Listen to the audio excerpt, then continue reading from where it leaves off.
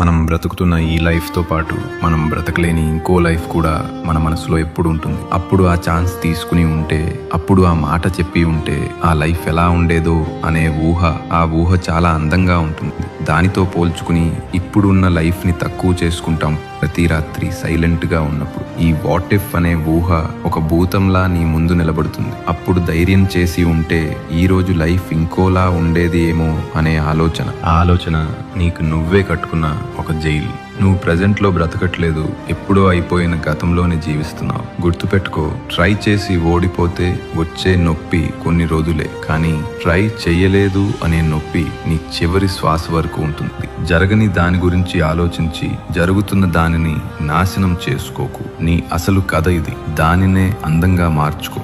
మనం బ్రతుకుతున్న ఈ లైఫ్తో పాటు మనం బ్రతకలేని ఇంకో లైఫ్ కూడా మన మనసులో ఎప్పుడు ఉంటుంది. అప్పుడు ఆ ఛాన్స్ తీసుకుని ఉంటే, అప్పుడు ఆ మాట చెప్పి ఉంటే ఆ లైఫ్ ఎలా ఉండేదో అనే ఆ ఊహ చాలా అందంగా ఉంటుంది. దానితో